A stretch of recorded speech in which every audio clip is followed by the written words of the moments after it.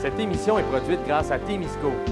Située à Notre-Dame-du-Nord, cette entreprise se spécialise dans la fabrication et le développement de semi-remorques de tout genre. Au fil des années, Témisco a su se démarquer de la concurrence en devenant une référence nord-américaine de premier plan dans la conception spécialisée et innovatrice de semi-remorques. La force de Témisco a toujours été de savoir s'adapter à un marché en mouvement constant. Témisco a choisi de travailler directement avec ses clients et d'être à l'écoute de leurs besoins. Ces dernières réalisations, équipements pour le transport de tours et de pales d'éoliennes, des fardiers conçus pour une charge de 70 tonnes jusqu'à 100 tonnes, des remorques à courroie conçues pour le transport de minerais, pierres, sable, asphalte et autres. Témisco adresse ses remerciements les plus sincères à tous ses collaborateurs. Merci à tous nos employés, merci à tous nos clients, merci à tous nos fournisseurs. Merci à tous ceux et celles qui, de près ou de loin, ont participé au succès de Témisco. Témisco, à la mesure de vos besoins. Cette semaine à InfoTémis, simulation électorale pour les élèves de Rivière-des-Quinze, reconstruction possible pour les ponts Grassy Narrow, renouvellement de l'exposition permanente à la Maison du Frère Moffett et entrevue sur la gestion des baux de villégiature et d'abris sommaires. Bonjour mesdames et messieurs, bienvenue à InfoTémis. Élection 2018, pendant que le Québec a vu déferler une vague bleu pâle avec un gouvernement majoritaire de la coalition Avenir Québec, ici, dans Rouyn-Noranda-Témiscamingue, Émilise Lessard-Terrien a fait un gain historique en remportant une première circonscription en région éloignée pour Québec solidaire. Elle devient également l'une des plus jeunes députées de l'Assemblée nationale. En entrevue à ICI Radio-Canada Régional, elle a indiqué, et je la cite, « Je pense qu'ici, dans Rouyn-Noranda-Témiscamingue, on est des combattants, on est des pionniers. Je pense que c'est la preuve, encore une fois, qu'on est capable d'être avant-gardiste. » Émilise Lessard-Terrien estime que la région était mûre pour du changement. De son côté, le candidat caquiste Jérémy Bélanger attribue la victoire de Québec solidaire au vote du Témiscamingue. Le candidat péquiste Gilles Chapado était visiblement déçu du résultat qu'il a obtenu lundi soir. Il se réjouit toutefois du gain de la candidate solidaire Émilise Lessard-Terrien, qu'il voit comme l'affirmation d'une volonté de faire un pays. Gilles Chapado croit qu'il est important pour son parti de prendre un recul à la suite de ces élections. Le ministre des Forêts, de la Faune et des Parcs sortant, Luc Blanchette, s'était quant à lui résigné. Il dit qu'il savait que c'était pour être une chaude lutte. Malgré le fait qu'il croyait fortement en ses chances, il est tout de même content de sa campagne, affirmant que maintenant, c'est le temps de tourner la page et qu'il respecte le choix démocratique de la population de Rouyn-Noranda-Témiscamingue. D'ailleurs, pour avoir le détail des résultats pour la région ou pour les autres régions du Québec, on vous invite à visiter le site web d'Élections Québec, c'est au www.électionsquebec.qc.ca. À l'occasion des élections générales provinciales 2018, des milliers de jeunes ont vécu l'expérience d'une simulation électorale dans les 125 circonscriptions du Québec. Ces simulations, proposées par Élections Québec, permettent aux jeunes de s'initier à la démocratie et à l'exercice du droit de vote dans leur école ou encore dans leur organisme jeunesse. L'École Rivière-des-Quinze de Notre-Dame-du-Nord a décidé de faire participer ses élèves à ce processus. Une activité fort stimulante qui a permis aux jeunes de se familiariser au système électoral et de bien connaître chaque parti et candidat de la circonscription. Les résultats ont été rendus publics le lendemain des élections, le 2 octobre, et voilà qu'on apprend que les élèves de Rivière-des-Quinze ont obtenu le même résultat que dans la circonscription. Ils auraient élu la candidate de Québec solidaire, Émilise Lessard-Terrien, dans une proportion de 54 %. Le candidat caquiste Jérémy Bélanger arrivait deuxième avec 22 %, suivi de Gilles Chapado du Parti québécois avec 10 % et Luc Blanchette du Parti libéral du Québec avec 8 % des votes. Fernand Saint-Georges du Parti citoyen au pouvoir a obtenu 3 % des votes et finalement, Guillaume Lanouette du Parti conservateur du Québec et Jessica Wells du Parti vert ont eu 2 % des votes des élèves de l'École Rivière-des-Quinze. Maintenant, les résultats de RDQ seront compilés dans une banque numérique avec toutes les autres écoles qui auront participé dans la province, des données utilisées par les différents partis afin de visualiser leurs diverses interventions pour des futures campagnes. TV-Témis était sur les lieux lors des élections en herbe à Rivière-des-Quinze et voici ce qu'on a préparé pour vous. Alors, le projet Électeurs en herbe, c'est un projet où on fait participer des élèves à une élection au même titre que s'ils étaient des adultes. Et ces résultats-là sont compilés. L'élection se fait vraiment de la même façon. Là, on doit se présenter, démontrer son identité. Ensuite, il y a un vote qui est secret, qu'on met dans la boîte. Tout est supervisé. Les bulletins de vote sont pareils comme ceux des adultes, donc avec les mêmes noms, les noms des candidats qu'on a ici dans notre région. Et suite à cette élection-là, bien évidemment, nous, on calcule pour le nombre de votes pour tel parti, s'il y a des votes qui ont été annulés, si des gens ont choisi de ne pas voter. Exactement, en fait, comme les adultes. L'objectif qu'on tente d'atteindre avec cette activité-là, c'est d'abord de faire pratiquer les élèves. On sait que plus jeune on apprend à voter, bien plus il y a de chances qu'au niveau adulte, où ces jeunes-là vont poursuivre leur volonté de participer au niveau des élections, d'avoir leur mot à dire. Si on trouve ça, c'est important. Faut ajouter également que ces résultats-là vont être ensuite mis dans une banque où les statistiques vont être annulées, vont être analysées et on va regarder qui a voté pour qui, est-ce que les jeunes votent comme leurs parents. Par exemple, lors des dernières élections fédérales, on avait vécu une expérience semblable et les élèves de l'école avaient voté exactement le même résultat que ce qui avait été fait en région pour Mme Moore. Alors, c'est assez surprenant de voir que soit les jeunes votent comme leurs parents ou peut-être que des parents vont avoir voté comme leurs enfants. Parce qu'ici, il faut comprendre également qu'avant les élections, les candidats ont été invités ici à répondre aux questions de certains de nos élèves. En classe, on leur parle des différents partis, des différentes options qui sont proposées, les valeurs qui sont véhiculées par les partis en question. Donc, on veut que les jeunes comprennent que la politique, c'est aussi important pour eux que pour les adultes et que plus tôt ils vont commencer à s'intéresser à la chose politique, bien, plus tard, on espère qu'ils vont devenir des électeurs actifs et des citoyens qui vont vraiment s'impliquer dans leur région, là. Et ça, il faut le dire, dans le fond, c'est un programme d'Élection Québec, carrément? C'est une collaboration avec eux? Oui, je crois que c'est ça. Là. Je vous dirais que les petits détails, là, ce qu'il y a en dessous de ça, mais c'est vraiment à l'échelle provinciale. Ça s'appelle Électeurs en herbe. Là. On nous envoie vraiment, si vous avez observé, là, il y a vraiment les isoloirs qui sont là, les bulletins de vote. Et ce vote-là est vraiment compilé à la grandeur de la province, des écoles qui ont accepté de participer, bien sûr. Il existe un programme qui est sensiblement le même au niveau fédéral, donc on espère revivre l'expérience l'an prochain avec les élections fédérales, mais ce n'est pas le même organisme, ça s'appelle Civics, mais Électeurs en herbe, là, oui, c'est associé avec Élections Québec, puis c'est vraiment fait de façon là, très, très professionnelle, là, si on veut.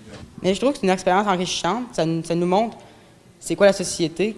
Plus tard, mais qu'on ait voté, ça va être quoi qu'il va falloir faire, qu'est-ce qu'il va falloir, où il va falloir aller, comment le faire, puis tout ce qui englobe la politique. On a vu une grande différence dans l'intérêt que les élèves ont eu face aux élections. Moi, j'ai vu vraiment leur intérêt se développer au cours du mois de septembre, si on veut. Au début, quand je leur ai parlé du projet, c'était un peu loin, ils ne savaient pas trop c'était quoi, ils ne comprenaient pas trop l'importance de tout ça. Évidemment, on en parlait en classe, il y a d'autres enseignants qui le faisaient également. Donc, les élèves, graduellement, ont commencé à s'intéresser, les visages devenaient plus familiers pour les différents partis, les valeurs véhiculées par ces partis là aussi devenait de plus en plus clair pour les élèves, même si des fois, ils voyaient une espèce de distinction entre la personne, ce qu'elle est comme individu et ce que le parti souhaite présenter. Puis là, des fois, les jeunes étaient capables de voir que parfois, le message était pas sans être différent, mais peut-être apporté d'une manière différente. Donc, ils sont capables de faire les distinctions. Et puis, nos jeunes, qui aient 12 ans, qui aient 14 ans, qui aient 17 ans, 16 ans, sont vraiment capables de comprendre ce qu'on leur explique quand on prend le temps de le faire, puis de comprendre l'importance de faire ce geste-là. Donc, vous avez organisé aussi un débat. Donc, ils ont eu la chance de rencontrer chaque candidat de chaque parti. Est-ce que vous avez fait un retour avec eux suite au débat? Puis de quelle façon aussi avez-vous organisé le débat? En fait, quand on a reçu les candidats ici, on a invité les principaux partis là, qui sont, on dirait, qui ont plus de chances de gagner là, au point de vue provincial.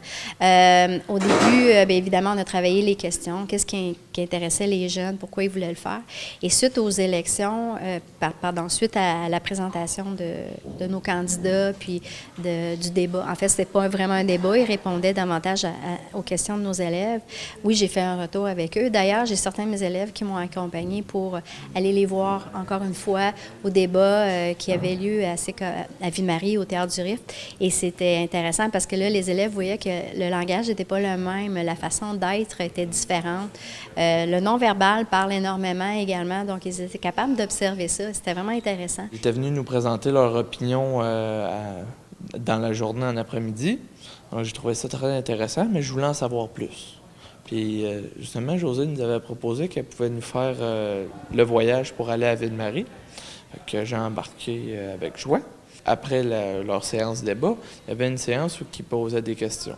Donc là, j'ai eu envie de poser ma question, qui était, puisque le prix des terres est très élevé, puis que les fermes sont rendues des entreprises d'où le revenu est très, très bas comparé au coût de production, s'il y avait des projets pour aider la relève à reprendre ces entreprises-là. Et est-ce que votre question a été bien répondue? Par certains députés, oui. Par d'autres, j'ai trouvé que c'était beaucoup trop vague. Il n'y avait comme pas assez d'idées. Ils disaient oui, on va aider, mais là, on va checker qu'est-ce qu'il y a, puis on va augmenter l'aide. Mais c'était pas assez convaincant à mon goût. Il y en a que là, c'était plus clair, fait que je trouvais ça pas mal plus intéressant. C'est une des grosses choses qui m'a convaincu pour faire mon choix aujourd'hui. Et beaucoup d'élèves m'ont dit, je suis content d'avoir vu les candidats parce que ça me donne une idée pour qui, moi, j'aurais envie de voter. Puis je vais d'ailleurs en parler avec ma famille. Mon père ne savait pas trop pour qui voter. Mon frère ne savait pas trop. On en a parlé. Puis là, ensemble, là, eux, ils vont avoir un vote qui va compter dans la région. Mais ce que moi, j'ai observé comme jeune, je suis capable de le transmettre à ma famille, à mes proches. Donc, par ricochet, non seulement l'enfant est intéressé à la politique, mais il va contaminer le reste de sa famille. Bien, c'est ce qu'on espère. On espère qu'ils vont contaminer. On espère qu'ils vont intéresser leur famille à l'importance d'un vote. Voter, c'est vital. Les groupes qui choisissent de ne pas voter, c'est les groupes qu'on néglige au niveau de la politique parce qu'on se dit de toute façon, ils ne voteront pas. Alors, mon siège ne sera pas en danger à cause d'eux. Donc, je vais me préoccuper davantage des gens qui votent et de leurs intérêts. La politique, ça fonctionne comme ça. Alors, si on ne va pas voter, c'est à quelque part laisser le train passer puis choisir où la locomotive va se rendre sans qu'on soit à l'intérieur. Donc, moi, je pense que voter, c'est je te parle, je souhaite que tu m'écoutes et rappelle-toi à la prochaine élection que je t'avais parlé, est-ce que tu m'as écouté? C'est un peu ça qu'on envoie comme message quand on vote. Les ponts du Grassy Narrow pourraient renaître de leurs cendres. Le 24 septembre dernier, la municipalité de Moffett avait convié les médias pour l'annonce d'un projet pour le moins ambitieux. En effet, accompagné de ses partenaires Long Point First Nation et Ryan Gestion Forestière, Moffett annonce la tenue d'une étude de faisabilité avec le but avoué de reconstruire un nouveau pont en bois pour remplacer le Grassy Narrow, symbole de fierté des habitants de Moffett qui aura connu, on le sait, une triste fin. Si le projet va de l'avant, le nouveau pont de bois serait l'un des plus longs du genre au Canada. Il deviendrait du même coup un attrait touristique majeur pour la région. Il relierait aussi l'Est témiscamien à la région de Rouyn-Noranda, en plus de stimuler tout l'aspect villégiature dans le secteur. TV Témis était sur place lors de l'annonce et voici notre reportage. On a créé un partenariat entre la municipalité de Moffett, Long Point First Nation et Ryan Gestion Forestière pour essayer d'analyser et de remettre sur pied un projet de reconstruction des ponts du Grassy Narrow. C'est certain que oui, c'est un rêve qu'on caresse depuis 1983, quand il y a eu le premier incendie du pont, puis je ne suis pas la première personne à travailler là-dessus. Tout le monde a essayé de travailler là-dessus pour essayer de le reconstruire, ce pont-là, mais c'est pas particulièrement facile de le faire. Là, peut-être à la différence, c'est qu'on est dans un mode un peu plus urgence du fait qu'on est en projet de démantèlement du pont qui devrait se faire en 2019-2020. Donc, si on est pour le reconstruire, c'est vraiment maintenant qu'il faut mettre le projet sur la table, puis faire les études, puis trouver les partenariats pour arriver à leur faire, ce pont-là. C'est une réflexion que j'avais déjà eue un petit peu tout seul dans mon bureau, à trouver des réductions de coûts pour avoir des raccourcis sur le transport, entre autres. Puis c'est une portion de territoire où on a de la misère à justifier financièrement. Et puis rapidement, quand j'ai demandé à mes confrères ce qu'ils en pensaient, je me faisais regarder comme un extraterrestre. Avec le maire de Moffett, j'ai trouvé un confrère extraterrestre. On pense un peu la même chose. Puis si je fais la blague, puis on se tire un peu la pipe, là. Si un projet comme celui-là fonctionne, c'est dans un premier temps parce qu'il y a eu de l'acceptabilité sociale, puis un développement de ce genre-là. Écoutez, si on réalise 25 % de nos idées, ça va être de toute beauté.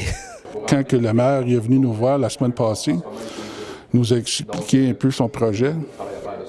On n'a pas hésité. Le lendemain matin, on a adopté une résolution de conseil, puis on lui a donné notre support.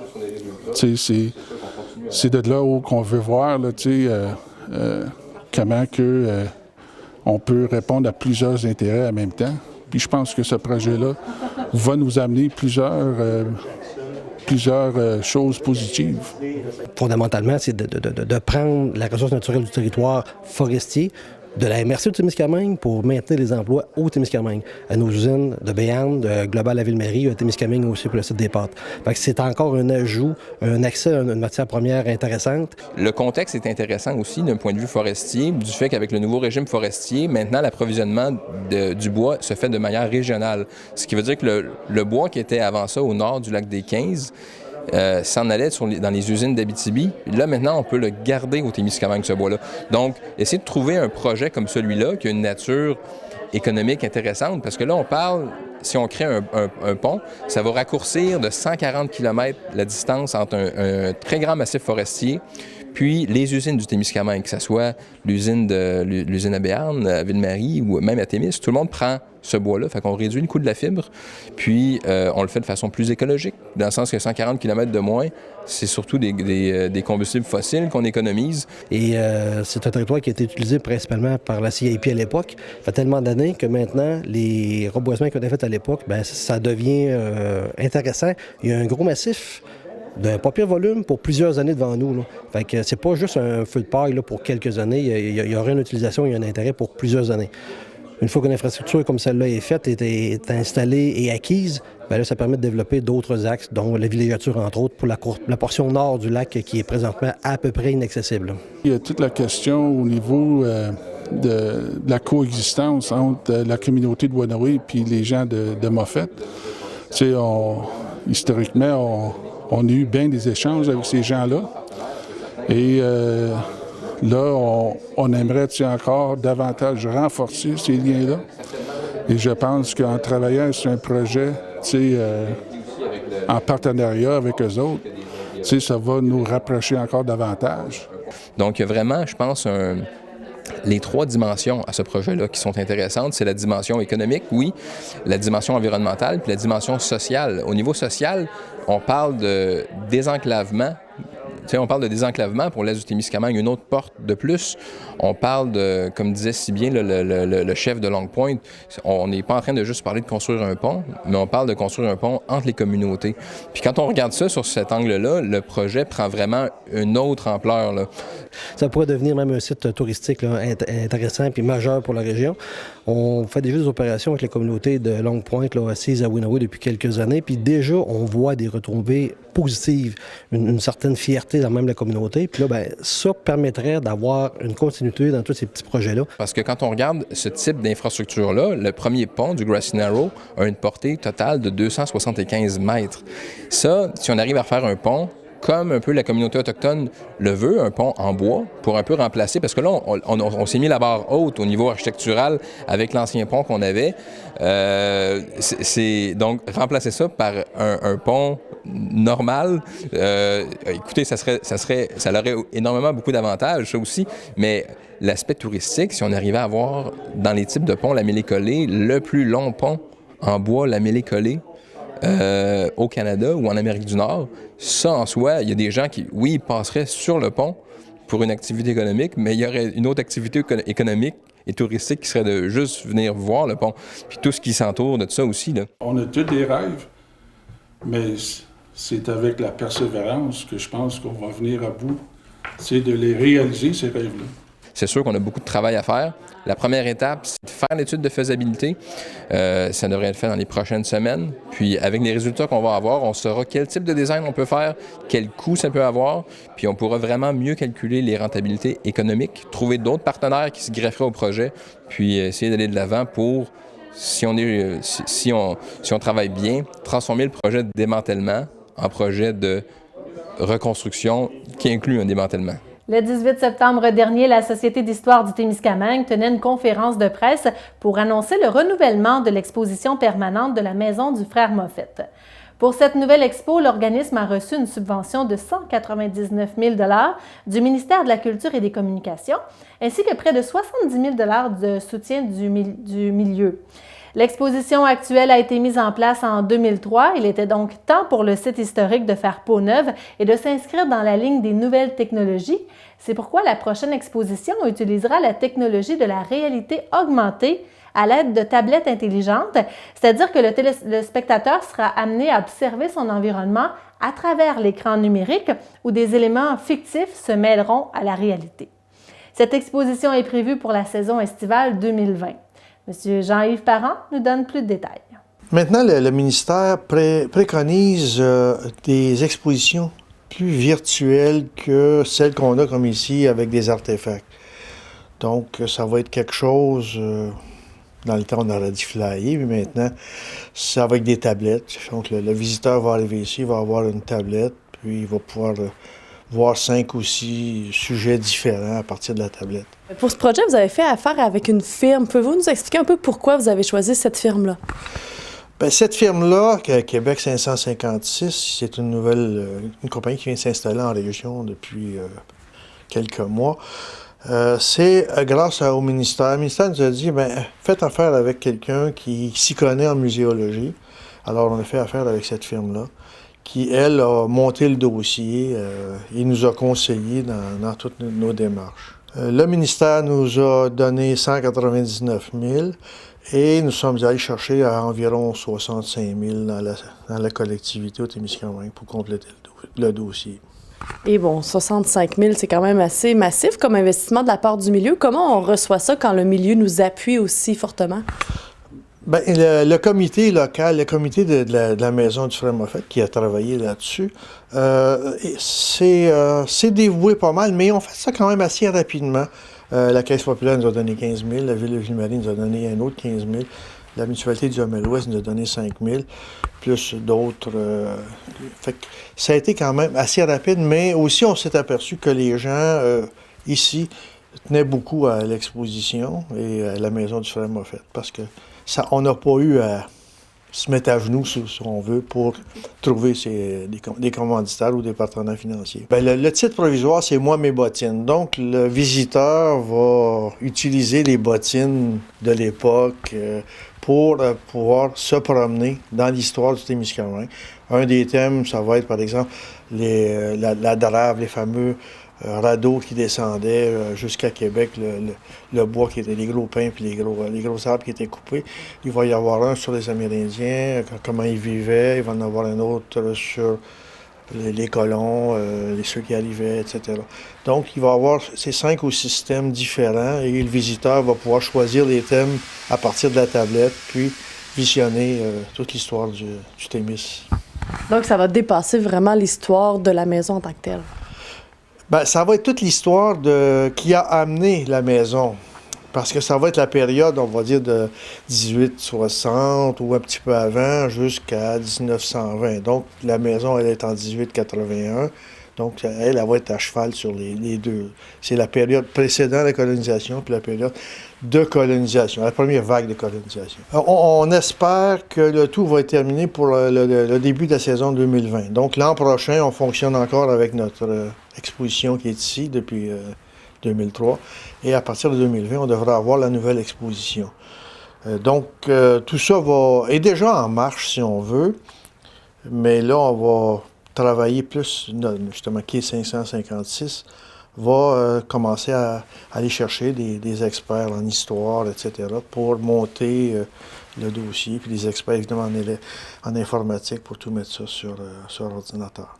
En cette période d'ouverture de la chasse à l'orignal, la MRC de Témiscamingue tenait à informer la population sur la nature de son mandat concernant la gestion des baux de villégiature et d'abris sommaires.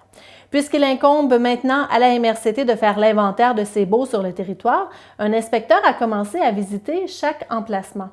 Ainsi, si vous avez un mémo d'affiché sur la porte de votre camp de chasse ou autre élément de villégiature, sachez qu'aucune action n'est requise de votre part pour cette année, puisqu'il s'agissait d'une première visite de repérage. À ce sujet, Monia Jacques, directrice à l'aménagement et au développement du territoire de la MRCT, nous dresse le portrait du rôle et du mandat de la MRCT dans ce dossier. C'est que l'entente de délégation a été signée en mai 2014 entre la MRC, le ministère de l'Énergie et des Ressources naturelles puis le ministère des Affaires municipales et l'occupation du territoire. Donc, de façon plus spécifique, en fait, la MRC a un rôle de gestion des locations sur les terres publiques, mais elle se trouve à ne pas être décideur, en fait, en lien avec ça.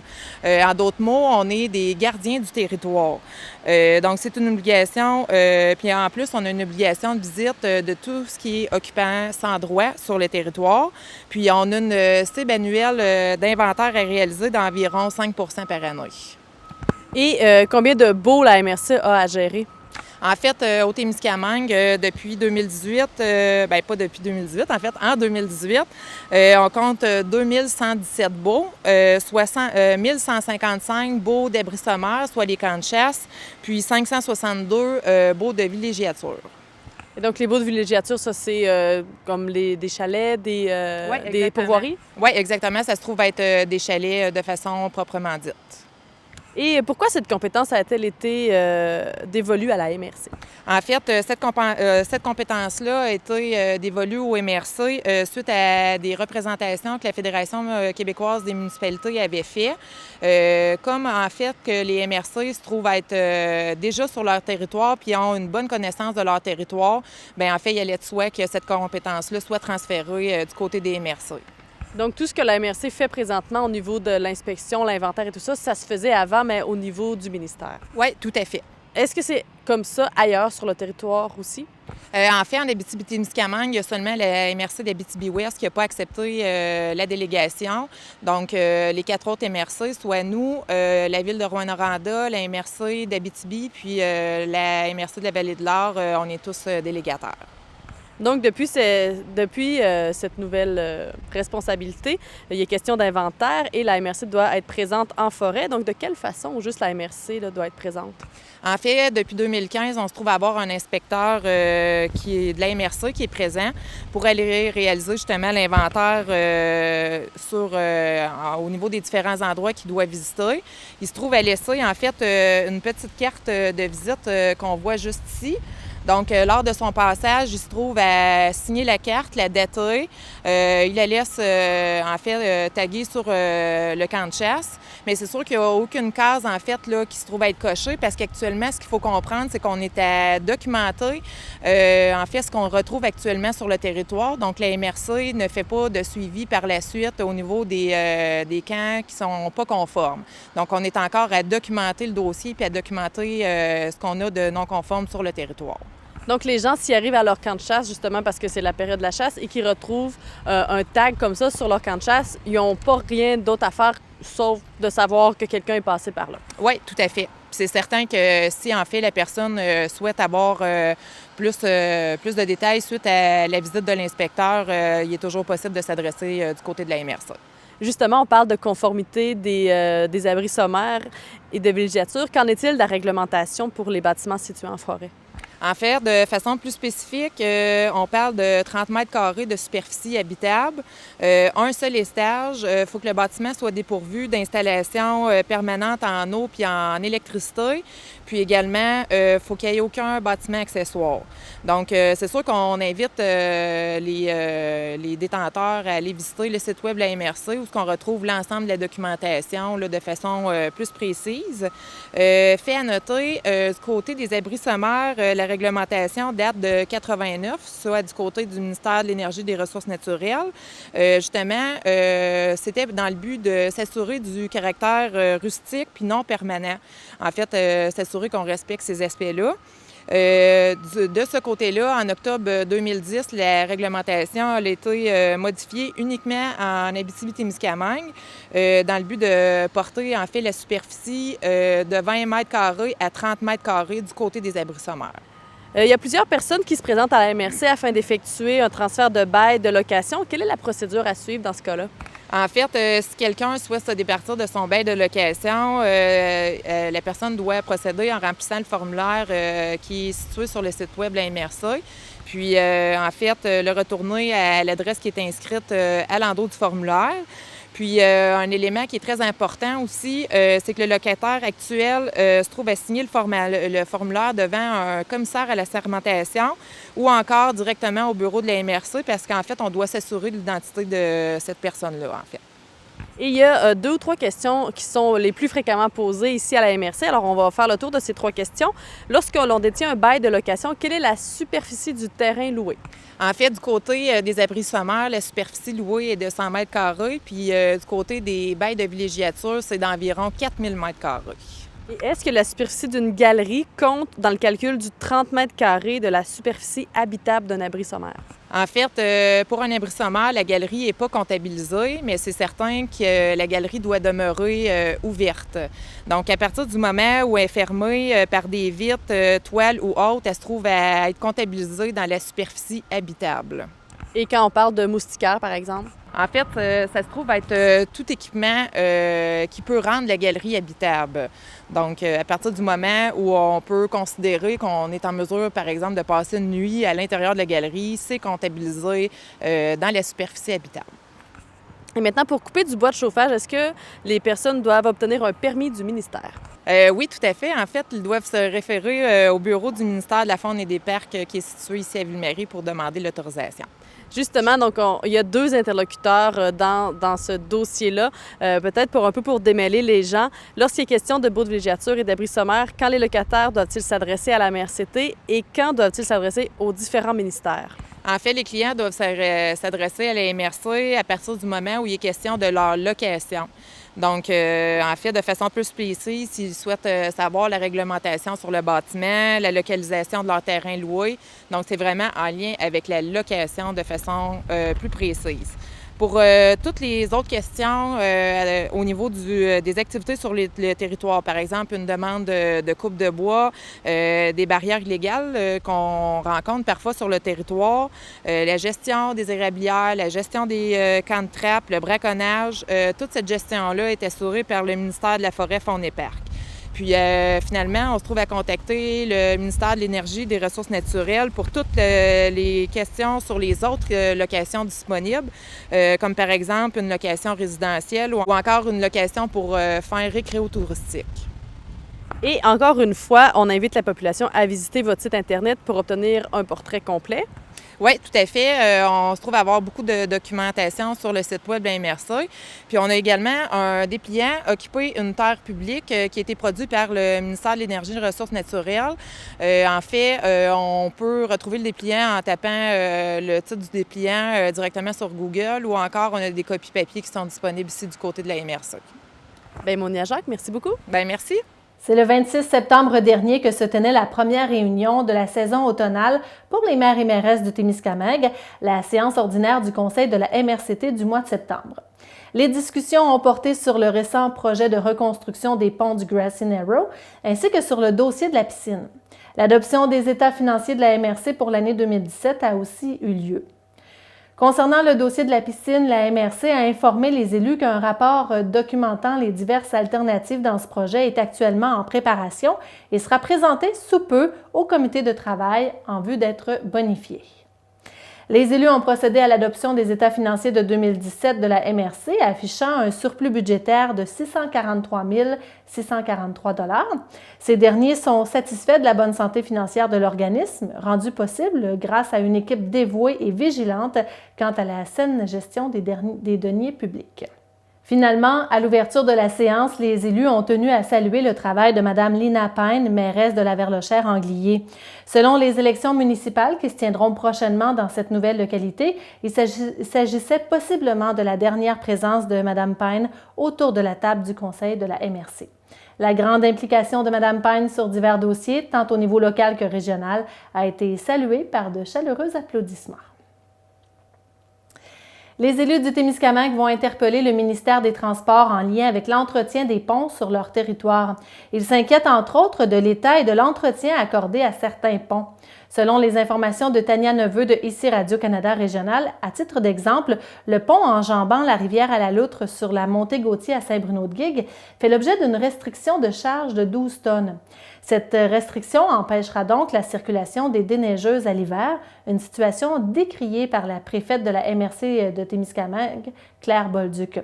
De son côté, le ministère des Transports affirme être à la recherche de solutions pour ne pas avoir à fermer le pont reliant Saint-Bruno-de-Guigue à d'autres municipalités du Témiscamingue. Le conseiller en communication, Luc Adam, explique que des démarches ont été entamées depuis le début du mois de septembre. Il a précisé que le scénario le plus probable qui a été évalué récemment, ce serait d'aménager des virées et de faire entretenir le pont par un véhicule léger qui serait inférieur à 12 tonnes. Autre sujet maintenant, le Centre intégré de santé et de services sociaux de l'Abitibi-Témiscamingue, le CIS-AT, souhaite faire connaître davantage le programme « Ma famille, ma communauté ». Initié par l'Association des centres jeunesse du Québec, ce programme a pour but de mieux accompagner les enfants et les familles vulnérables dans leur communauté afin de réduire le nombre d'enfants qui vivront un placement. Tel qu'indiqué par la journaliste Tania Neveu, le programme vise aussi à faciliter les placements près du domicile familial. Des intervenants du CIS-AT ont récemment tenu un dîner d'information à Ville-Marie où le projet « Ma famille, ma communauté » est implanté depuis le début de l'année 2018. Pour le moment, 9 enfants entre 0 et 17 ans y ont participé.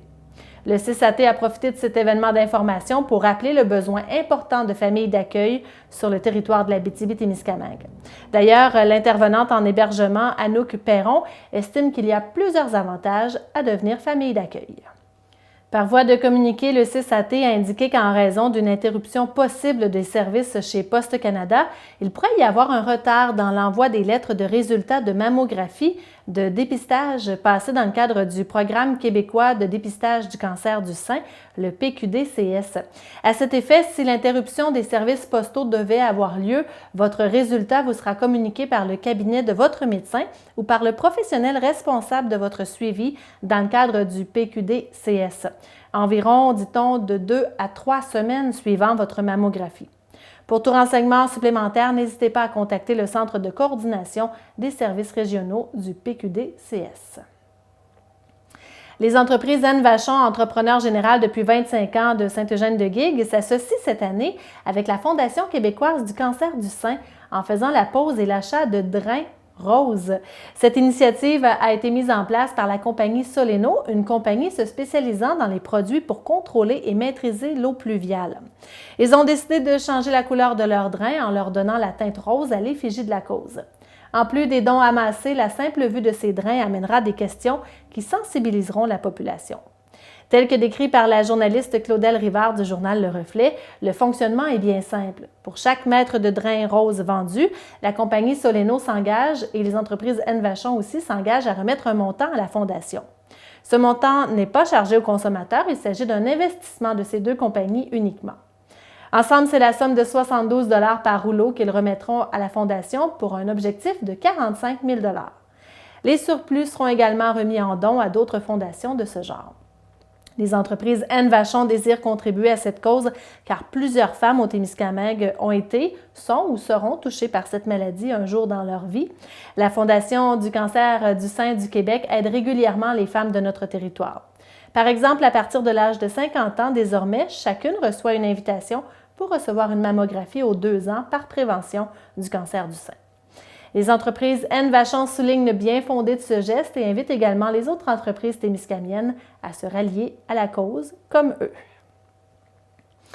Le 17 septembre dernier, lors de l'Assemblée générale annuelle de Rideau, l'association professionnelle des diffuseurs, qui avait lieu au théâtre Gilles Vigneault à Saint-Jérôme, les membres ont élu leur nouveau conseil d'administration. La directrice du RIFT, Amélie Cordeau, a été réélue pour un 3e mandat. Le conseil d'administration de Rideau contient 9 administrateurs, dont 7 élus par collèges électoraux régionaux, représentant ainsi les régions du Québec. Les 2 autres membres sont ultérieurement cooptés par les administrateurs. Le réseau Specto, regroupant les diffuseurs de l'Abitibi-Témiscamingue et du nord du Québec, a nommé Amélie Cordeau pour siéger sur le conseil d'administration de Rideau lors de leur assemblée générale annuelle tenue le 11 septembre dernier à Rouyn-Noranda. D'ailleurs, Mme Cordeau se dit très stimulée par sa poursuite au sein du conseil d'administration de Rideau pour un 3e mandat. Rappelons que la mission de Rideau est de participer au développement et à la reconnaissance de la profession de diffuseur, ainsi qu'à la promotion des droits et intérêts de ses membres afin de favoriser la rencontre entre œuvres et public. Depuis 2014, l'ACFO-Témiscamingue collabore avec la Bibliothèque publique de Témiscamingue Shores, succursale de New Liskeard, pour présenter une activité en français dans le cadre des Journées de la culture. Cette année, on vous en parlait la semaine dernière, un événement bien spécial avait lieu, le lancement du livre L'ACFO, Région du Témiscamingue, 45 ans d'engagement communautaire. C'est donc le samedi 29 septembre dernier que Jean-Claude Carrière, agent de développement communautaire à l'ACFO-Témiscamingue, a présenté cet ouvrage historique de 111 pages qui fut écrit en grande partie par son frère Richard Carrière avant son décès en février 2017. Tel que décrit par la journaliste Dominique Roy du journal Le Reflet, l'intention derrière ce livre était de rassembler dans un même ouvrage toutes les réalisations de l'organisme, de sa création à aujourd'hui, tout en y incluant les gens qui y ont travaillé bénévolement. Pour Jean-Claude Carrière, il était important que le document mentionne toutes ces personnes dévouées qui ont contribué à l'avancement de la francophonie dans le Témiscamingue ontarien. C'est d'ailleurs grâce à une subvention de la Fondation Trillium de l'Ontario que le projet fut possible. Parmi les défis rencontrés, M. Carrière parle de l'échéancier qui fut très court, ne disposant que d'une seule année pour effectuer tout le processus.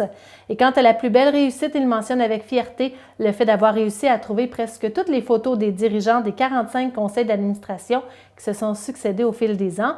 Il en manque, dit-il, très peu. Le livre est d'ailleurs maintenant en vente au coût de 10 $. Il est possible de se le procurer en communiquant avec l'ACFO-Témiscamingue. Parlons sport en terminant, les Pirates demeurent toujours invaincus en ce début de saison dans la GMHL. Les hommes d'Alain Mercier cumulent une fiche de 6 victoires en autant de matchs. Ville-Marie a remporté ses 2 matchs du week-end sur la route.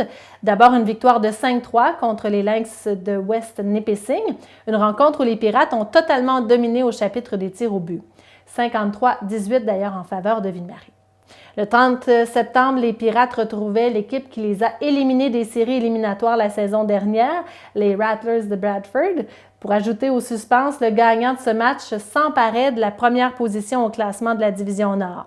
Victoire des Pirates 5-4 en prolongation. Dans la victoire, signalons la belle prestation d'Alex Peters qui a été la bougie d'allumage de son équipe avec une récolte de 3 buts et une aide. Par ailleurs, pendant la fin de semaine, l'organisation des Pirates a annoncé avoir ajouté de la profondeur à son alignement avec le retour avec l'équipe du solide défenseur Félix-Antoine Lévesque, un des piliers de la défensive des Pirates la saison dernière. Puis, Ville-Marie a également fait l'acquisition de Sonny Boire, un attaquant originaire d'Amos, ayant évolué avec les Forestiers d'Amos et les Dragons du collège La Flèche. Et voilà ce qui complète Infotémis. Merci beaucoup d'avoir été là. Ne manquez surtout pas le début de notre nouvelle programmation avec les émissions Témiscamingue le quiz et aussi Chez nous. Voyez tous les détails sur notre site témis.tv ou encore sur notre page Facebook. À la semaine prochaine!